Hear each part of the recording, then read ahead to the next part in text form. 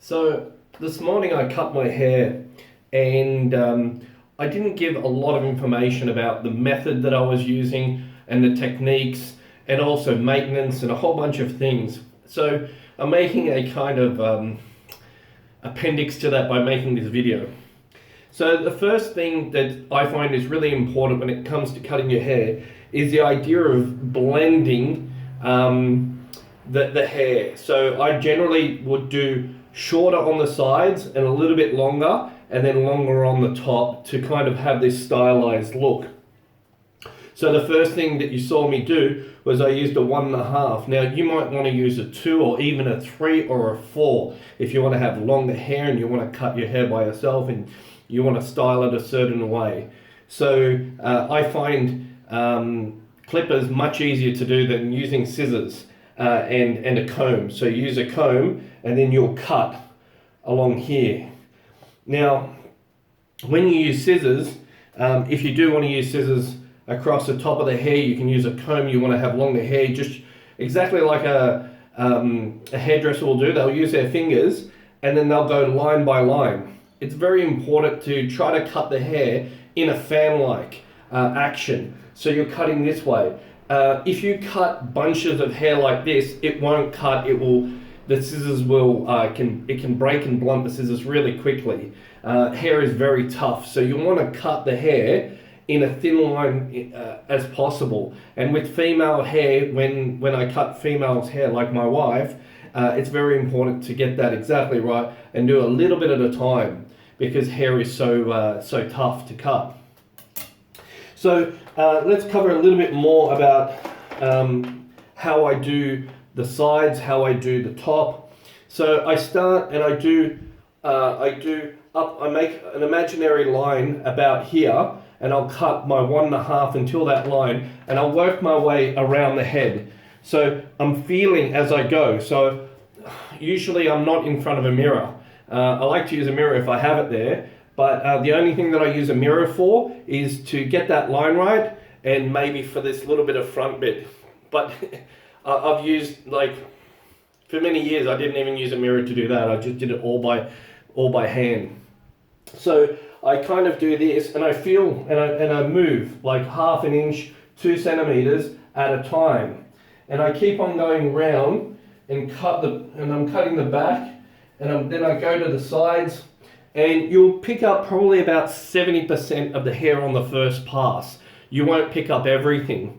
And then around the ears it kind of grows down. So what I'm doing then is I manipulate the clippers to go around that bit and to go through horizontally. So I'm going vertically first, okay, and then I'll do vertical like 2 or 3 times to make sure that I get everything. And typically what I do is I'll just put a bigger guide on. So the bigger the guide, sorry, I'll just interrupt. The bigger the guide, the more hair you're leaving. And the smaller the guide, the shorter the hair is going to be. So I do these little short passes through here to get the base of my hair. And then I'll do longer strokes and do this to get the top of the hair. And then I'll just bring it all together by doing these longer strokes. So the idea is to try to get this as even as possible all the way around. And it doesn't take very long, and as you get more experienced, you just progressively fan all the way around the head vertically, and then I do some horizontal passes just to make sure that it's nice and even. After I've kind of done the vertical, I do a horizontal line just before the crown of the head. So as it starts to go this way, this is where I do a horizontal line this way, all the way back and this way. And you've got to keep pressure on the head because as soon as you relieve pressure, you're cutting the hairs a bit longer and you don't want to do that. And there are techniques later that I'll talk about. So after I've done that, I've done all the sides and it's all kind of one length. Then I'll begin to blend it in. So I'll go from a 1.5, if you're doing a 3, you might go to a 4. I'll go from a 1.5 to a 2 and then to a 3 and then to a 4 to get this kind of short back and sides nice, sharp, youthful look. So I look a lot younger than I actually am. It's a youthful look. If I have a big, heavy beard, grey hair, I tend to try to look younger. But this is a style that I've liked since I was younger. As being a sports person, short hair is better for me and for when I sweat, and easy to manage. So after I've done that, I'll use just the scissors over the top.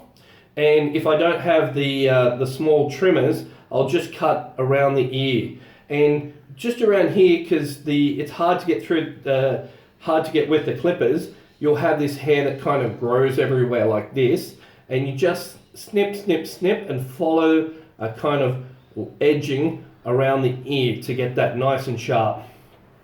So the next thing that I do after I've cut the sides, blended it in, and the top, is I'll start to do my sideburns, a little bit of the front and the back. So I move from 1.5, which is the side, and I start moving down to a 1, and some even have like a half. One is good for 1.5, it blends it in. Then I'll do this section of my sideburns and the front, okay? Just around here near my temple. So just this section here, I'll do with a 1. Now, as you go further up, if you don't want to kind of hit it really hard, you can just, kind of lift a little bit away. So instead of pressing it flat, you can just pull away a little bit as you go higher up.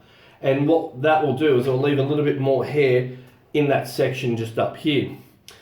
Sometimes what I do is I take in about, I don't know, a 1.5 centimeters, 2 centimeters, so like nearly an inch, and I can literally like fade it all in and get a line just by feeling with my hand. I'll bring my hand there and just blend it in. Now, it doesn't matter whether you're precise, because nobody can notice it. If you've done the graduated steps, half a guide length, nobody will notice, and you'll look amazing. It all looks good.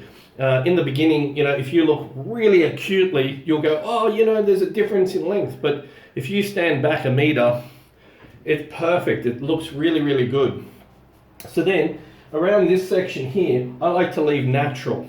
So natural means that you've got the fold of the hair, you see all the hair, and then what I do, rather than squaring the back of the head, I don't think that looks very good. I don't like that. I like a natural look. I'll just put my hand around the bottom where I feel the hair start, around here, and I'll just put my hand above it. And then I take the number 1 and I cut up to that finger. And as I hear it cut, all this bum fluff, the finer hair, gets cut off. Now, if it doesn't cut it off because I'm not cutting close enough, or I have a little bit of residual, I feel it and I pinch it. And if I can pinch it or pull it, I'll take a pair of scissors and just cut it. So if I feel something here, which I don't, I'll just snip, snip, snip and cut it off until it's quite close to my skin. But if you do this method just with the hand here and cut up to there, and then you feel for the base and just cut up until there, and then feel for the base and cut up until there, you're just doing a small vertical movement, and you just tightening it all up. It becomes very, very tidy and very neat. You don't need a mirror, because I find holding a mirror and getting the right angle, because you're doing it in reverse, and it's very hard to look in a mirror and do that. It's too much trouble and it takes too long. So just get the clippers and just go straight up to that line and guide yourself all around.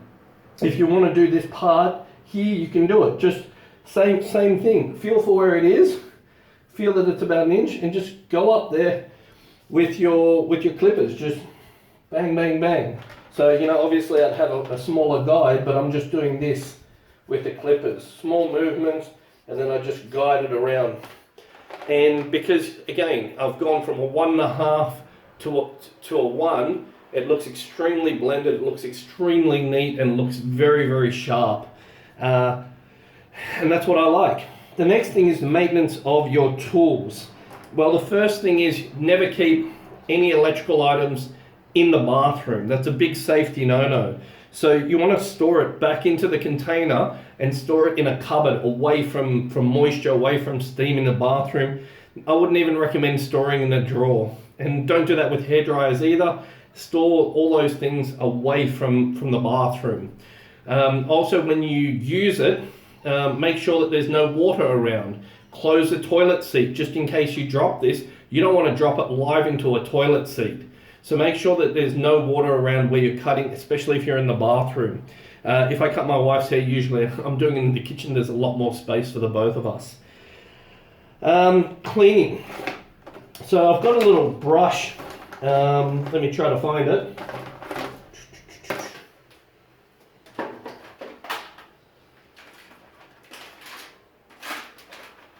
Where did I put it? So there's a little brush that I use. You can use a toothbrush.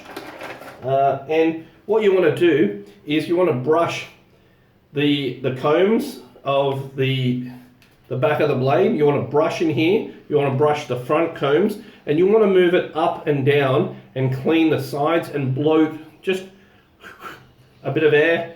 Blow really hard into a sink so the hair doesn't go everywhere. And oiling. So it normally comes with oil. I ran out of oil many years ago.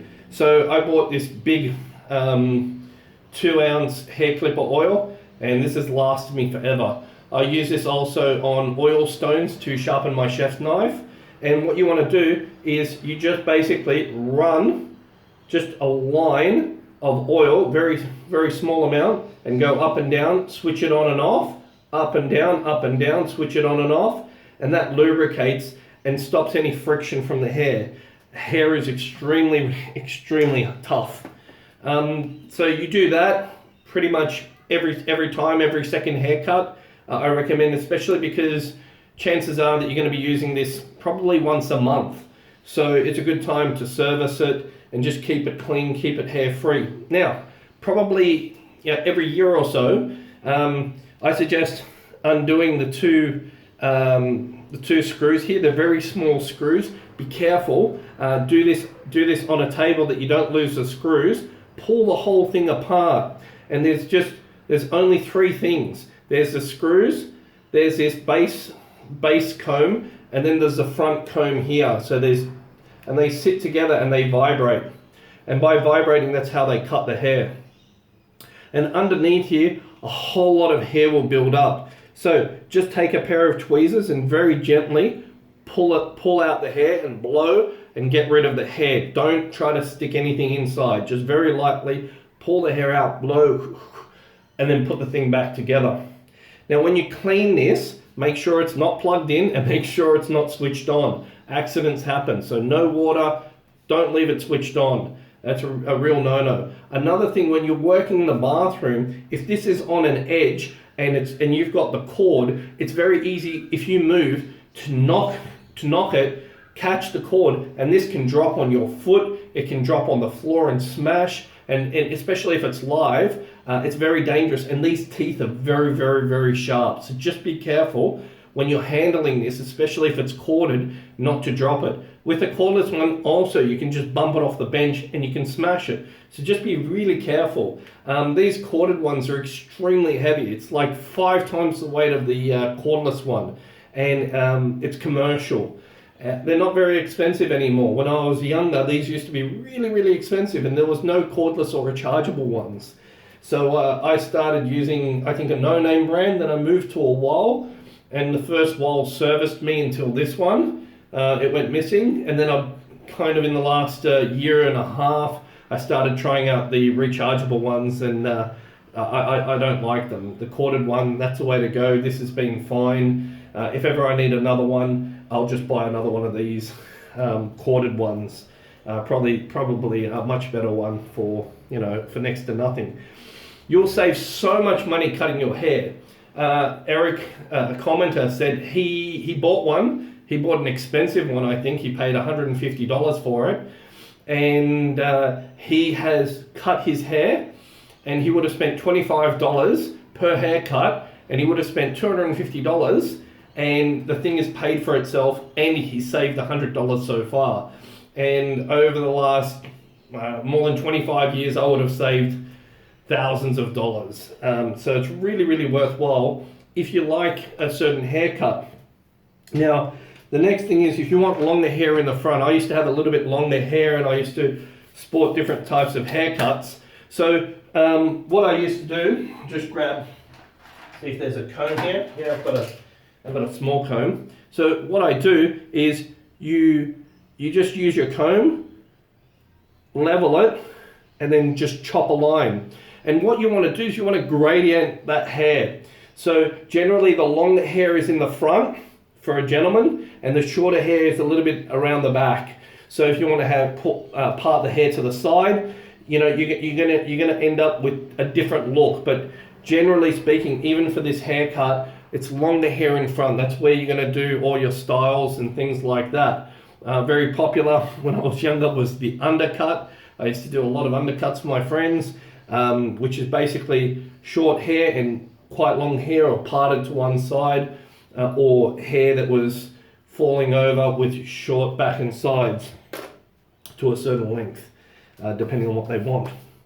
So these things are rechargeable. I find they're really useful. If someone else is cutting your hair, it makes it really easy just to have one of these. This is like, I think it was like $20. It's a beard and mustache trimmer. And again, with these things, you can have it longer or push it right up and have it short. For me personally, I want it always short. I want to know where the edge is, and I want to cut a very defined amount of hair. So I'm going to use this guide. I'm going to push it all the way up to the top so I get a very precise cut. So, you know, when you square it off, if you're cutting somebody else's hair, you can cut here, you can go around, you can do all the edges, you can square it off at the back, through here and here, and you can make nice defined borders. I mean, I know in the African American community in the United States, they like to do all of this kind of stuff, really make nice, sharp, defined border. They make the sideburns thinner. You can do this quite easily. You just kind of want to have a square kind of look. This is perfect for that. And then you can take a straight razor, a shavette, or even your safety razor, and just cut and make it really defined around there.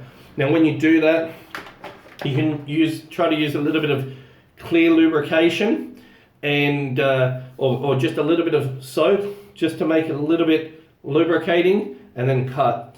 I noticed when I went overseas, because I have had haircuts at hairdressers and barbers, when I go away, let's say I'm away for 6 or 8 or 3 months when I'm traveling. I did a lot of traveling when I was younger. I didn't bring my haircut equipment. I'd go to a hairdresser or a barber, and they'd cut my hair. And it's uncomfortable if you don't have any lubrication, just to cut straight raw against skin. So I really recommend, if you're cutting somebody else's hair, just use a little bit of lubricant.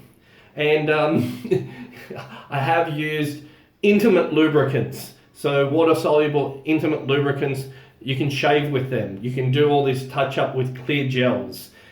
These clear gels are basically the same stuff as the natural lubricants that you use for intimacy. So that's something, if you don't have a lubricant, you can use that as well. It's inexpensive too. You don't have to pay a lot of money. I think five Australian dollars will get you quite a large amount of lubricant, and you can just, you know, use that. Just a very thin amount, make it really clear, use your shaver, use whatever you want, and that's perfect. What else haven't I covered? I think that's it. Keep your equipment clean. Don't allow hair and oil to get into your box. Just clean everything off. Then pack everything away. Do up your cord, put it into the box, seal the box, and then do your cleanup. And if you've kept everything nice and clean, you can use a vacuum cleaner just to vacuum clean the hair, or you can use a dustpan and brush. You can use your hand. Like I've been in situations where I just use my hand. You've got to be careful with hair if you clean up with your hand, because some hair can be very spiky, and if you don't have thick skin, it can get into your skin and cause an infection, and then trying to tweezer it out or get a needle to tweezer it out. So just be careful, because hair can be very, very sharp. Normally when I cut my hair, I cut my hair without my shirt on. I have cut hair with shirt on, but the hair kind of gets stuck into the clothing, and then you have to shake it out. So this is why I tell you, make sure everything is clean, that there's nothing there. No bath rug, no nothing. The cleaner all your surfaces are, you can literally clean up in a minute or two, not even. So the whole thing from start to finish, when I cut my hair, I'm done in like 6 or 7 minutes at the most. And I'm jumping in the shower, I come out, you know, clean up, everything's perfect. So that's a little bit of how I do things when I cut my own hair, and a little bit of a hint on how you use scissors to get your style, and a little bit about women's hair. Another thing, when I cut a female's hair, I do basic cuts, like if they've got long hair. The hair is different length at the front than it is at the back. So what you'll see at the back is you'll see like an arc, because when they pull the hair to the front, you want it symmetrical all the way around. So you're fanning the hair the way it falls, and you're working your way around, and then you'll pull it towards the back, and you'll see this arc at the back of their body, like it's a small little arc. And that way when they do their hair, it's nice, it's clean, it's even, it's symmetrical, it looks good, it's a lot of life in it. Don't pull all the hair at the back and just go chop, chop, chop, chop, chop in a straight line. You want to follow that little arc, pull the hair at the front, chop around, and it will look beautiful. One time, maybe when I cut my wife's hair, you know, I'll maybe videotape it if she lets me. And that's it. That's it. This is mainly a shaving channel, but it's a grooming channel mainly for men. So I really wanted to show you boys how I cut my hair, some safety tips, how to maintain your equipment. You can buy, I found the brush. Okay, this is the brush that I clean. So yeah, you brush the combs at the front and back and at the side, and you blow. Now the oil will stick to the hair, and the hair will get stuck in between. That's why it's a good idea once in a while to remove the pins, pull everything out, and put it all back together.